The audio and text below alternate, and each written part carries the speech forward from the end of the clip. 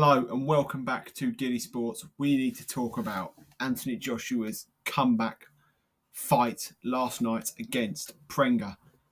Now, obviously, Anthony Joshua's been out of the limelight for a little bit of time now. He tragically got into a car crash in Nigeria back in late last year and sadly lost two of his best friends, which obviously is something hard to carry, so he took a bit of a break.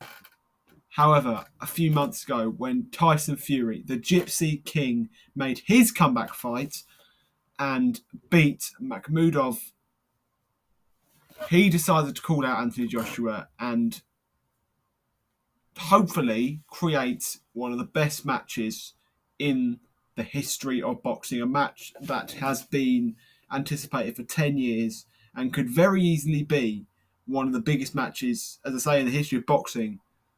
Could be one of the biggest fights we've ever seen.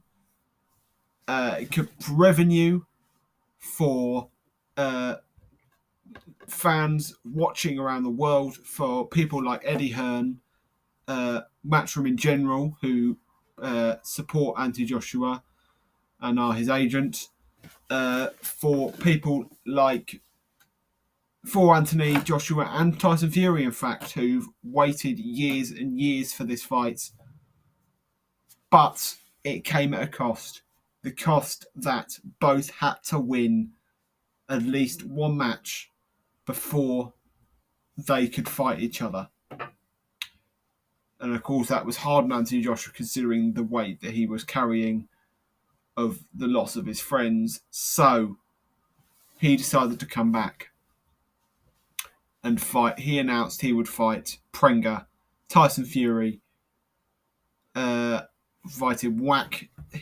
Tyson Fury got a fairly comfortable win on Friday night, but Joshua's match was ever so slightly different.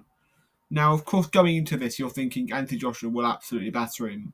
No one, absolutely no one, especially the bookies, were saying that Prenga could win this. No one had gave him any form of chance whatsoever. But he shattered those doubts in the opening few seconds. In the opening round, Prenga shockingly managed to knock Anthony Joshua down twice.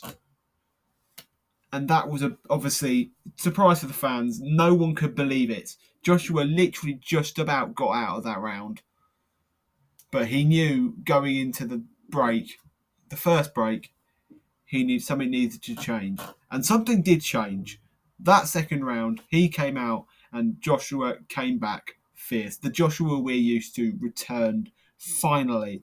After a year away, he was back.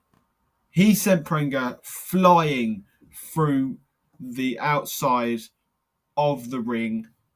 Prenga tried to get back up, but he physically couldn't, and it was declared a knockout, and Anthony Joshua was given the win automatically, as I say, for a knockout.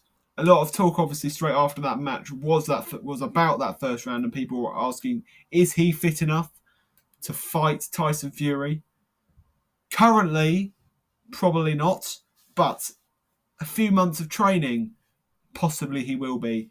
In fact, you know what? He will be. He will be back soon.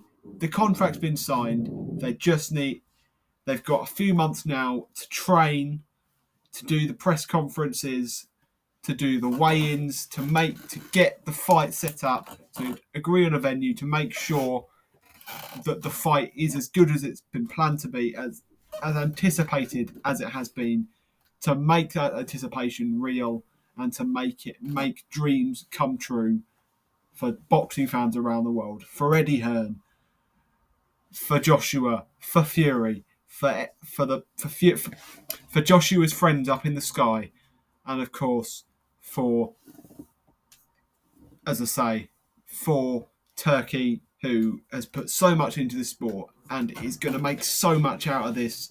The Saudis will make loads out of this. Everyone will make so much out of this. It's going to be such a good fight. There's no way anyone can lose from this. Tyson Fury or Anthony Joshua, whoever loses, they'll still get a win. They'll still get paid loads. They're still going to get paid loads from this, from revenue, from the millions, and I mean millions, possibly even billions, watching it on Netflix when it comes about.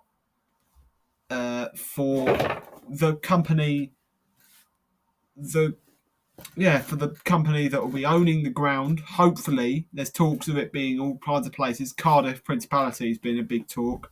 The Spurs Stadium's another one, home of my beautiful club, the mice Tottenham Hotspur, and of course that did host Makhmudov Fury, and it was a good ground. It's a good ground for boxing.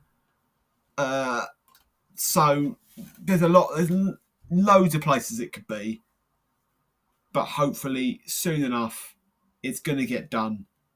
Now the big task, of course, for Eddie Hearn is, as I say, to get it done.